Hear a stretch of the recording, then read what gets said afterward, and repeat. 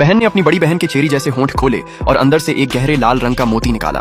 अगले ही पल बहन की लाश पर काले काले निशान उभरने लगे। छोटी बहन यह देखकर घबरा गई और हाथ उठाकर एक झटका दिया, जिसके साथ ही बहन की लाश से बहुत सारे जहरीले सुईनुमा कांटे बाहर निकल आए। अब माता पिता को यकीन हो गया कि उनकी बड़ी बेटी की मौत प्राकृतिक नहीं बल्कि किसी ने उसे जहर देकर मारा है। असल में ये दोनों बहनें जुड़वा थीं। जन्म के समय माँ को बहुत कठिन प्रसव हुआ। छोटी बेटी पैदा होते ही मरने जैसी हालत में थी। तब उनके गुरु ने उसे बचाया और कहा उसे 16 साल तक आश्रम में साधना करनी होगी, तभी वह मौत के इस संकट से बच पाएगी। 16 साल बाद छोटी बहन उत्साह से भरी घर लौट रही थी, अपनी बड़ी बहन के लिए जन्मदिन का तोहफा लेकर। लेकिन तभी गुरु ने उसे घर से आई एक चिट्ठी दी।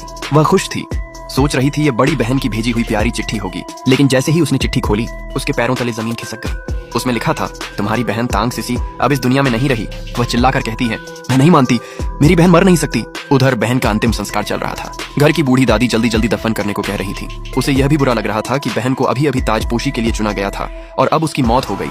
उसे यह अशुभ लगता था। यहाँ तक कि दादी ने बेहयाई से कहा कि अब छोटी बहन को राजकुमार से शादी करवा दो। माँ ने गुस्से से कहा कि छोटी बेटी अभी रास्ते में है और ऐसे में ये बात करना ठीक नहीं। दादी ने कटाक्ष करते हुए कहा, क्या तुम उस जंगल में पली लड़की को राजकुमार से शादी कराओगी? वह इसके लायक नहीं। पिता ने समझाया कि शाही शादी का फैसला राज परिवार करता है, पर आज बेटी की कब्र की रस्म है, ऐसी बात करना बेहूदगी है। तभी छोटी बहन दाखिल हुई। माँ उसे देखकर रो पड़ी। 16 साल बाद अपनी बेटी को देखकर छोटी बहन ने आते ही कहा, मैं बहन का शव खोलकर उसकी जांच करूंगी। सब उसका विरोध करते हैं। दादी कहती है कि मृतक की आत्मा अशांत होगी। पिता भी मानते हैं कि वह हद कर रही है, लेकिन छोटी बहन जिद पर अड़ी रहती है और कफन खोल देती है। कफन खुलते ही सब स्तब्ध रह जाते हैं। बहन के शरीर में 36 जहरीली चांदी की सुइयां धंसी हुई थीं, यानी उसे इन सुइयों से धीरे धीरे यातना देकर मारा गया था। पिता रोते हुए चीखते हैं कि वह अपनी बेटी के कातिल को ढूंढेंगे। बहन समझ जाती है कि ये सुइयां एक दिन में नहीं लगी, यानी हत्यारा घर के अंदर ही था। आगे क्या हुआ, ये देखने के लिए कमेंट में लिखें नेक्स्ट पार्ट।